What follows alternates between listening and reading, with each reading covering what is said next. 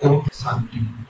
ৰাজযোগিনী ব্ৰহ্মকুমাৰী শিলাদিদিজিৰ পবিত্ৰ স্মৃতি আয়োজিত এই শ্ৰদ্ধাঞ্জলি অনুষ্ঠানত উপস্থিত হৈ মই তেখেতৰ মহান আত্মাৰ প্ৰতি গভীৰ শ্ৰদ্ধা নিবেদন কৰিছো।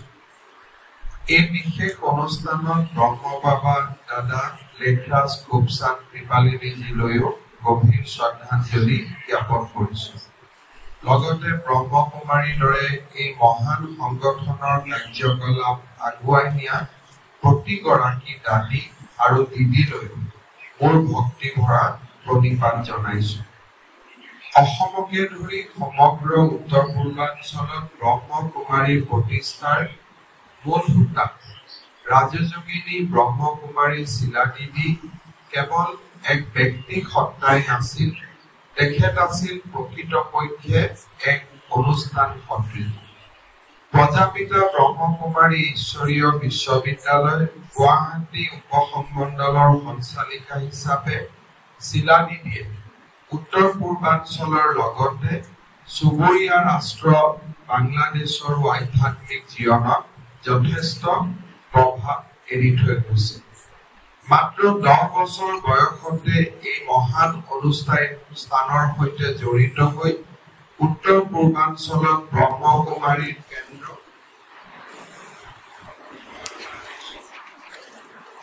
প্ৰতিষ্ঠাৰ ক্ষেত্ৰত তেখেতে আগবঢ়াই যোৱা অৱদান সদায় চিৰস্মৰণীয় হৈ ৰব। প্ৰজাপিতা ব্ৰহ্মকুমাৰীৰ উপস্থিতিয়ে আমাৰ ৰাজ্যখনৰ আধ্যাত্মিক আৰু সামাজিক জীৱন সমৃদ্ধ কৰিছে। অসমৰ অন্যতম পুৰণি চহৰ প্ৰাগ ঐতিহাসিক কালৰ পৰা অপৰিসীম গুৰুত্ব লাভ কৰা তেজপুৰৰ পৰা 1976 চনত প্ৰজাপিতা ব্ৰহ্মকুমাৰীয়ে আমাৰ ৰাজ্যত আধ্যাত্মিক যাত্ৰা আৰম্ভ কৰিছে। তেতিয়াৰ পৰাই ৰাজযোগিনী শিলাদিদিৰ নেতৃত্ব আৰু মাৰ্গদৰ্শনত এই সংগঠনে উত্তৰ পূৰ্বাঞ্চলত সক্ৰিয় সেৱা আগবঢ়াই আহিছে। পৰৱৰ্তী সময়ত গুৱাহাটী, শ্বিলং, মণিপুৰ, অৰুণাচল, আগৰতলা আৰু আনকি ঢাকাতো তেখেতে আধ্যাত্মিক সেৱা আগবঢ়াই আমাৰ সমাজ জীৱন সমৃদ্ধ কৰি থৈ গৈছে। গুৱাহাটীৰ পৰা মাউণ্ট আবুলৈ ৰথ যাত্ৰা, মণিপুৰ, ইটানগৰ, আগৰতলাৰ পৰা গুৱাহাটীলৈ পদযাত্ৰা, শাশ্বত যৌগিক খেতিৰ জৰিয়তে সম্পূৰ্ণ গ্ৰাম বিকাশ, সেউজ ভাৰত, স্বচ্ছ ভাৰত, মাদক দ্ৰব্য মুক্ত ভাৰতৰ দৰে পদক্ষেপকে ধৰি বহুতো সমাজ হিতৈষী কৰ্মৰাজিৰে ৰাজযোগিনী শিলাদিদিয়ে মানৱ সেৱাৰ উৎকৃষ্টতম নিদৰ্শন আমাৰ আগত থৈ গৈছে। তেখেতৰ নেতৃত্বতে অসমকে ধৰি উত্তৰ পূৰ্বাঞ্চলত বিস্তাৰ লাভ কৰা ধ্যান কেন্দ্ৰৰ বিশাল নেটৱৰ্কৰ জৰিয়তে প্ৰজাপিতা ব্ৰহ্মকুমাৰীয়ে শিক্ষানুষ্ঠানসমূহত মূল্যবোধৰ কাৰ্যসূচী ৰূপায়ণ কৰি আমাৰ অঞ্চলত এখন সুখী, সুখত আৰু শান্তিপূৰ্ণ সমাজ গঢ়াটো গুৰুত্বপূৰ্ণ অৱদান আগবঢ়াই থৈ গৈছে। মানৱ জাতিৰ কল্যাণ আৰু উত্থানৰ বাবে বাস্তৱসন্মত পন্থা হিচাপে ৰাজযোগিনী শিলাদিদিয়ে বিশ্বজনীন আধ্যাত্মিক সত্যসমূহক নিজৰ জীৱনত প্ৰয়োগ কৰিছিল। তেখেতৰ সংস্পৰ্শলৈ অহা প্ৰতিগৰাকী ব্যক্তিক তেখেতৰ ব্যক্তিত্বৰ মমতা আৰু উদাৰতাই গভীৰভাৱে স্পৰ্শ কৰি গৈছে। ৰাজযোগিনী শিলাদিদিয়ে তেনে প্ৰতিগৰাকী ব্যক্তিৰে অন্তৰ্নিহিত প্ৰতিভা বিকাশ হোৱাত প্ৰবল ৰূপত অনুপ্ৰাণিত কৰিছিল। শিলাদিদিৰ নিষ্ঠা, দায়বদ্ধ সেৱা আৰু সকলোৰে প্ৰতি স্নেহে তেখেতক এগৰাকী মহান আধ্যাত্মিক সত্তালৈ ৰূপান্তৰ কৰিছিল। সমগ্ৰ জীৱন মানৱ সেৱাত উৎসৰ্গা কৰি শ্ৰদ্ধাৰ শিলাদিদিয়ে অনন্ত ধামলৈ গতি কৰিলে। মই তেখেতৰ বিদেহ আত্মাৰ চিৰ শান্তিৰ বাবে ঈশ্বৰৰ ওচৰত প্ৰাৰ্থনা জনাইছো। মানৱ জাতিৰ কল্যাণৰ বাবে সমৰ্পিত নিস্বাৰ্থ সেৱাৰ অনন্য অনুষ্ঠান প্ৰজাপিতা ব্ৰহ্মকুমাৰীৰ আদৰ্শ আৰু সেৱাৰ মাজতে ৰাজযোগিনী ব্ৰহ্মকুমাৰী শিলাদিদি আমাৰ সমাজ জীৱনত সদায় জীয়াই থাকিব। ৰাজযোগিনী শিলাদিদিৰ প্ৰতি শ্ৰদ্ধাঞ্জলি জনাবলৈ অনুষ্ঠিত এই কাৰ্যসূচীৰ মাধ্যমেৰে প্ৰজাপিতা ব্ৰহ্মকুমাৰীৰ পবিত্ৰ চৌহদত উপস্থিত হ'বলৈ পাই মই নিজকে ধন্য মানিছো। যোৱা বছৰ মাউণ্ট আবুলৈ গৈ প্ৰজাপিতা ব্ৰহ্মকুমাৰীৰ আধ্যাত্মিক আৰু সামাজিক কৰ্মৰাজিক প্ৰত্যক্ষভাৱে দেখাৰ মোৰ সৌভাগ্য হৈছিল। এই মহান অনুষ্ঠানৰ আধ্যাত্মিক যাত্ৰা আৰম্ভ হৈছিল 1930 চনত, যেতিয়া ব্ৰহ্ম বাবাই ধাৰাবাহিকভাৱে ঐশ্বৰিক অভিজ্ঞতা লাভ কৰিছিল। এই ঐশ্বৰিক অভিজ্ঞতাসমূহে তেখেতৰ জীৱন আৰু বিশ্বাসৰ ৰূপান্তৰ সাধন কৰিছিল। 1937 চনত ব্ৰহ্ম বাবাই তেওঁৰ শিষ্যৰ এটা সৰু দলৰ সন্মুখত যি আধ্যাত্মিক দৃষ্টিভংগী প্ৰকাশ কৰিছিল, সেই দৃষ্টিভংগী আজি সমগ্ৰ বিশ্বতে বিয়পি পৰি অসংখ্য মানুহৰ জীৱন স্পৰ্শ কৰিছে। ব্ৰহ্মকুমাৰীৰ দ্বাৰা পৰিচালিত ধ্যান কেন্দ্ৰ আৰু আধ্যাত্মিক কাৰ্যসূচীসমূহে এই মহান সংগঠনটোৰ অনন্য আধ্যাত্মিক দৰ্শন প্ৰচাৰ কৰাই নহয়, ইয়াৰ সংস্পৰ্শলৈ আহি বহুজনে আত্মসিদ্ধি আৰু ঈশ্বৰৰ সৈতে সংযোগ স্থাপনৰ পথ প্ৰশস্ত কৰিছে। হিন্দু ধৰ্মৰ আধ্যাত্মিক বিশ্বাসৰ অনন্য মিশ্ৰণ আৰু বিভিন্ন ধৰ্মীয় আৰু দাৰ্শনিক পৰম্পৰাৰ সুকীয়া ব্যাখ্যাৰ ভিত্তিত গঢ় লোৱা ব্ৰহ্মকুমাৰী দৰ্শনে আমাক শিকায় কি ধৰণে আধ্যাত্মিক প্ৰজ্ঞা আৰু শান্তিৰ যুগলৈ এই পৃথিৱীক আমি ৰূপান্তৰ ঘটাব পাৰোঁ। ব্ৰহ্মকুমাৰী ওম প্ৰতীকে ইয়াৰ আধ্যাত্মিক দৰ্শনক দৃশ্যমান ৰূপত উপস্থাপন কৰে। এই প্ৰতীকৰ কেন্দ্ৰবিন্দুটোৱে ঐশ্বৰিক সত্তাক প্ৰতিনিধিত্ব কৰে। ইয়াৰ বিন্দু, ৰেখা, শিক্ষা আৰু বিদ্যয় গুণ, ঐশ্বৰিক কৃতিত্ব, আধ্যাত্মিক জ্ঞান, জীৱনৰ চিৰন্তন চক্ৰকে ধৰি ব্ৰহ্মকুমাৰীৰ শিক্ষাৰ বিভিন্ন দিশ প্ৰকাশ কৰে। এই প্ৰতীকে ব্ৰহ্মকুমাৰীৰ মূল্যবোধ আৰু নীতিসমূহ প্ৰকাশ কৰাৰ লগতে ধ্যান আৰু আধ্যাত্মিক অনুশীলনৰ কেন্দ্ৰবিন্দু হিচাপে কাৰ্য সম্পাদন কৰে। ওম প্ৰতীকৰ গুৰুত্ব সম্পৰ্কে মুণ্ডক উপনিষদত প্ৰচুৰ ব্যাখ্যা আগবঢ়োৱা হৈছে। সেই অনুসৰি অতীত, বৰ্তমান আৰু ভৱিষ্যত য'ত সমাহিত হৈ থাকে সেয়াই হৈছে ওম। ওম অথবা প্ৰণৱ হৈছে পৰম ব্ৰহ্মৰ একমাত্ৰ প্ৰতীক চিহ্ন। ওম হৈছে ব্ৰহ্মন, ওমে হৈছে আধাৰ, ওমে অবিনশ্বৰ, ওম আত্মা, ওম হৈছে পবিত্ৰ চৈতন্য, ওম হৈছে চেতনা, আৰু সেইবাবে ওমেই সকলো। উপনিষদৰ এই শিক্ষাৰ প্ৰতিধ্বনি আমি প্ৰজাপিতা ব্ৰহ্মকুমাৰীৰ শিক্ষাৰ মাজত শুনিবলৈ পাওঁ। ব্ৰহ্মকুমাৰীৰ শিক্ষাৰ কেন্দ্ৰীয় বিষয় হৈছে ৰাজযোগ ধ্যানৰ অভ্যাস। ধ্যানক আত্মা উপলব্ধিৰ আহিলা আৰু অন্তৰ্নিহিত ঐশ্বৰিক প্ৰজ্ঞা লাভৰ মাধ্যম হিচাপে বিবেচনা কৰা হয়। প্ৰতিজন ব্যক্তি হৈছে ভৌতিক শৰীৰৰ পৰা পৃথক এক চিৰন্তন সত্তা।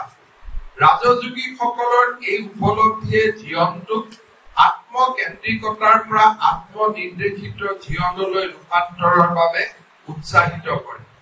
মানৱ জাতিয়ে সন্মুখীন হোৱা অস্থিৰ পৰিৱেশৰ পটভূমিত ব্ৰহ্মকুমাৰীৰ শিক্ষা আজি অতিকে গুৰুত্বপূৰ্ণ বুলি বিবেচিত হৈছে। ব্ৰহ্মকুমাৰীয়ে যি বিশ্বব্যাপী শান্তি আৰু সম্প্ৰীতিৰ পোষকতা কৰে, বিভিন্ন সংস্কৃতি আৰু ধৰ্মৰ সংঘাত নিৰাময়ৰ ওপৰত গুৰুত্ব প্ৰদান কৰে, পৰিৱেশ অনুকূল পদ্ধতিৰ প্ৰসাৰৰ প্ৰতি গুৰুত্ব প্ৰদান কৰে, প্ৰকৃতিৰ প্ৰতি সন্মান পোষণ কৰে, তথা অধিক বহনক্ষম আৰু সুষম পৃথিৱীৰ প্ৰতি নিজৰ দায়বদ্ধতা প্ৰকাশ কৰে। এনেধৰণৰ মহান শিক্ষা আৰু জ্ঞানে ব্ৰহ্মকুমাৰীৰ দৰ্শনক চহকী কৰিছে। ফলস্বৰূপে আধ্যাত্মিক উত্তৰণ আৰু ব্যক্তিগত পৰিৱৰ্তনৰ মানস কৰা বিভিন্ন সাংস্কৃতিক আৰু ধৰ্মীয় পটভূমিৰ অনুগামীসকলৰ আকৰ্ষণ ব্ৰহ্মকুমাৰী দৰ্শনৰ প্ৰতি দিনক দিনে বৃদ্ধি পাইছে। প্ৰাচীন ভাৰতীয় শাস্ত্ৰ বেদ আৰু উপনিষদসমূহে আমাক সৃষ্টিৰ অনাদি আৰু অনন্ত তত্ত্বৰ বিষয়ে শিক্ষা দিয়ে। এক অৰ্থত ভাৰতীয়সকলৰ জ্ঞান চৰ্চাৰ সমস্ত নিৰ্যাস সঞ্চিত হৈ আছে বেদ আৰু উপনিষদসমূহত। সেই শাস্ত্ৰসমূহে ঘোষণা কৰিছে আমাৰ দেহৰ ভিতৰত এক আত্মাই বিৰাজ কৰে। ভাৰতীয় শাস্ত্ৰৰ বিদ্বান পণ্ডিত ঋষি মুনিসকলে সেইবাবে আত্মাৰ মাজতে সকলো জীৱনৰ উপস্থিতি দেখিবলৈ পোৱাৰ দৰে সকলো জীৱৰ মাজত আত্মাৰ উপস্থিতি দেখিবলৈ পায়। আত্মা দেহ নহয়, দেহ ধ্বংস হয়, কিন্তু আত্মা অমৰ। মই দেহৰ মাজত আছো, কিন্তু এই দেহ যেতিয়া মৰি যাব মই তেতিয়াও জীয়াই থাকিম। সেয়েহে হিন্দুৱে নিজক আত্মা বুলি বিশ্বাস কৰে। এই আত্মা যাক তৰোৱালে কাটিব নোৱাৰে, জুয়ে পুৰিব নোৱাৰে, পানীয়ে তিয়াব নোৱাৰে, বতাহে শুকুৱাব নোৱাৰে। আত্মাৰ অবিনশ্বৰতাৰ উপৰি হিন্দুৱে বিশ্বাস কৰে যে ৰজা আৰু খেতিয়কৰ আত্মাৰ মাজত, ঋষি আৰু পাপীৰ আত্মাৰ মাজত, পৰুৱা আৰু হাতীৰ আত্মাৰ মাজত তথা গছ আৰু শিলৰ আত্মাৰ মাজত কোনো পাৰ্থক্য নাই। প্ৰত্যেকটো আত্মা একো একোটা পৰিধিবিহীন বৃত্ত, যি বৃত্তৰ কেন্দ্ৰ দেহৰ মাজত অৱস্থিত। ঈশভাষ্য উপনিষদত কোৱা হৈছে আত্মা হৈছে মনৰো মন, কাণৰো কাণ, অৰ্থাৎ আত্মা কেন্দ্ৰৰো কেন্দ্ৰ। সেই কেন্দ্ৰ এটা দেহৰ পৰা অন্য দেহলৈ যোৱাৰ নামেই মৃত্যু। মানুহৰ আত্মা অনাদি, অমৰ, পূৰ্ণ আৰু সম্পূৰ্ণ। কেন্দ্ৰৰ পৰিৱৰ্তন বা এটা দেহৰ পৰা অন্য দেহলৈ যোৱাটোৰ মানে মৃত্যু। আত্মাৰ বৰ্তমান অৱস্থা অতীতৰ কৰ্মৰ দ্বাৰা নিৰূপিত হয় আৰু আত্মাৰ ভৱিষ্যত বৰ্তমান কৰ্মৰ মাজেৰে নিৰূপিত হয়। আত্মা ব্ৰহ্মস্বৰূপ বুলি মন্তব্য কৰি স্বামী বিবেকানন্দই উল্লেখ কৰিছে যে জড় পঞ্চভূতত আবদ্ধ হৈ থকা আত্মাই যেতিয়া এই বন্ধন শৃংখলৰ পৰা মুক্ত হয় তেতিয়াই আত্মাই পূৰ্ণতা লাভ কৰে। এই পৰিত্ৰাণৰ অৱস্থা বুজাবৰ কাৰণে ঋষিসকলৰ ব্যৱহৃত শব্দটো হ'ল মুক্তি। এই মুক্তি হৈছে অপূৰ্ণতাৰ পৰা মুক্তি, মৃত্যু আৰু দুখৰ পৰা মুক্তি। ঈশ্বৰৰ কৰুণা হলেই এই বন্ধন হেৰাই যাব পাৰি। যি মানুহৰ হৃদয় পবিত্ৰ তেওঁৰ প্ৰতি এই ঈশ্বৰৰ কৰুণা হয়। গতিকে পবিত্ৰতাই তেওঁৰ কৰুণা লাভৰ উপায়। পবিত্ৰ নিৰ্মল মানুহে জীৱনতে ঈশ্বৰৰ দৰ্শন লাভ কৰে। ক্ৰমাগত সংগ্ৰাম আৰু সাধনাৰ দ্বাৰা সিদ্ধি লাভ কৰা, দিব্যভাৱে ভাৱান্বিত হৈ ঈশ্বৰৰ নিকটৱৰ্তী হোৱা আৰু তেওঁৰ দৰ্শন লাভ কৰি স্বৰ্গৰ পিতাৰ দৰে পূৰ্ণ হোৱাই হিন্দুৰ ধৰ্ম। আত্মাৰ অবিনশ্বৰতা আৰু মুক্তিৰ স্পৃহাৰ প্ৰতি লক্ষ্য ৰাখি সেইবাবে কথোপনিষদে মানৱ সমাজক ভয় আৰু দুখৰ পৰা মুক্তি হোৱাৰ মহৎ শিক্ষা প্ৰদান কৰিছে। আমি যেতিয়াই উপলব্ধি কৰিম যে আত্মা অবিনশ্বৰ, তেতিয়াই আমি ভয়হীন শোকৰহিত অৱস্থাত বাস কৰিম। কথোপনিষদে কৈছে যে মানুহৰ ভয় আৰু শোকৰ মূল উৎস হ'ল ভৌতিক শৰীৰৰ প্ৰতি থকা মানুহৰ অহৈতুক মোহ। ভৌতিক শৰীৰৰ সৈতে আমি নিজকে সংযুক্ত কৰি তোলাৰ অৰ্থই হৈছে ভয় আৰু শোকৰ অনন্ত চক্ৰৰ মাজত নিমজ্জিত হোৱা। সেইবাবে আমাৰ কৰণীয় হ'ল নশ্বৰ শৰীৰৰ প্ৰতি আসক্তি পৰিত্যাগ কৰি অবিনশ্বৰ আত্মাৰ উৎকৰ্ষ সাধন কৰা। সময় বাগৰাৰ লগে লগে মহান ধৰ্মীয় গ্ৰন্থৰ বিশ্লেষণৰ ভিত্তিত বিৱৰ্তন ঘটিলেও ভাৰতৰ সনাতন সভ্যতা দৰ্শনৰ মূল তত্ত্ব সদায় অপৰিৱৰ্তনশীল। আমাৰ সনাতন সভ্যতাৰ এই চিৰস্থায়ী প্ৰজ্ঞাকে ব্ৰহ্মকুমাৰীসকলে বিশ্বব্যাপী আজি অধিক দৃঢ়তাৰে বিয়পাই দিবলৈ সক্ষম হৈছে। আমাৰ এই অঞ্চলত ভাৰতীয় সনাতন সভ্যতাক চিৰ শাশ্বত কৰি মানৱ সেৱাৰ মাধ্যমেৰে সনাতন সভ্যতাক অধিক জনমুখী কৰাৰ বাবে ৰাজকুমাৰী শিলাদেৱীৰ ওচৰত আমি সদায় কৃতজ্ঞ হৈ থাকিম। আজিৰ এই সুন্দৰ দিনত ৰাজযোগিনী শিলাদিদিৰ জীৱনৰ প্ৰতিটো পবিত্ৰ কৰ্মকে আমি আকৌ এবাৰ সোঁৱৰণ কৰিম। উত্তৰ পূৰ্বাঞ্চলত ব্ৰহ্মকুমাৰীৰ প্ৰসাৰৰ বাবে তেখেতে কৰা জীৱনজোৰা সাধনা ঈশ্বৰৰ পৰা প্ৰাপ্ত এক আধ্যাত্মিক বৰদান বুলিয়ে আমি অভিহিত কৰিম। শিলাদিদিৰ লগত কেইবাবাৰো মোৰ সাক্ষাৎ কৰাৰ সৌভাগ্য হৈছিল। উত্তৰ গুৱাহাটীৰ ব্ৰহ্মকুমাৰীৰ জ্ঞান কেন্দ্ৰ স্থাপন কৰাৰ পৰা মাউণ্ট আবুলৈ মোক নিমন্ত্ৰণ কৰা বহু কেইবাৰ শিলাদিদিৰ সৈতে মোৰ সাক্ষাৎ হৈছিল আৰু প্ৰতিটো সাক্ষাৎতে তেখেতৰ অদ্বিতীয় আৰু আধ্যাত্মিক চেতনাক উপলব্ধি কৰাৰ আমাৰ সৌভাগ্য হৈছিল। শিলাদিদি আজি আমাৰ মাজত নাই, কিন্তু অবিনশ্বৰ আত্মাৰ মাজেৰে তেখেতে ইতিমধ্যেই নিশ্চয় পৰম ব্ৰহ্মৰ পৰম পদত স্থান লাভ কৰিছে আৰু য'তেই আছে তাৰ পৰাই শিলাদিদিয়ে আমাক পথ দেখুৱাব, আমাক জ্ঞানৰ সন্ধান কৰোৱাব আৰু আমাক সদায় ব্ৰহ্মকুমাৰীৰ পবিত্ৰ সেৱাত মনোনিৱেশ কৰিবলৈ উৎসৰ্গা কৰিবলৈ প্ৰেৰণা যোগাব। শিলাদিদিৰ আদৰ্শ আমাৰ মাজত সদায় চিৰ শাশ্বত হৈ থাকিব। মই আগতেই কোৱাৰ দৰে শিলাদিদিৰ মৃত্যু হোৱা নাই, শিলাদিদিৰ মুক্তি হৈছে। আত্মাৰ অবিনশ্বৰতা আৰু আত্মাৰ পৰমাত্মাৰ লগত মিলন সনাতন ধৰ্মৰ দুইটা সফল সাৰ্থক বাৰ্তা শিলাদিদিৰ ক্ষেত্ৰত প্ৰযোজ্য। তেখেতৰ মহান আত্মাই আমাক সদায় প্ৰেৰণা যোগাওক, ভাৰতখনক বিশ্ব শান্তিৰ এক মহান দ্বীপলৈ ৰূপান্তৰ কৰিবৰ বাবে তেখেতৰ জ্ঞান আৰু আদৰ্শই আমাক সদায় প্ৰেৰণা জনাব।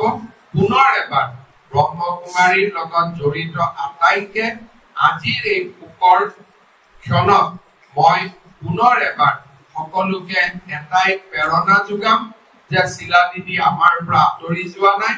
তেখেতৰ জীৱনজোৰা সাধনা, তেখেতৰ জীৱনজোৰা বৰঙণি আমাৰ মাজত সদায় চিৰ শাশ্বত হৈ থাকিব। শোকৰ এই মুহূৰ্তটো আৰু নতুনকৈ কৰ্মত, নতুনকৈ ব্ৰহ্মকুমাৰীৰ জ্ঞান আৰু প্ৰজ্ঞাক জগত সভালৈ লৈ যোৱাৰ বাবে আমি সংকল্প কৰিম। নিজক পুনৰ এবাৰ ব্ৰহ্মকুমাৰীৰ আদৰ্শৰ বাবে আকৌ এবাৰ আমি নিজক আগবঢ়াই লৈ যাম। এই দুআষাৰেৰে ৰাজযোগিনী শিলাদিদিৰ প্ৰতি মোৰ গভীৰ শ্ৰদ্ধাঞ্জলি জনাই মই মোৰ বক্তব্যৰ সামৰণি মাৰিছো। ওম শান্তি।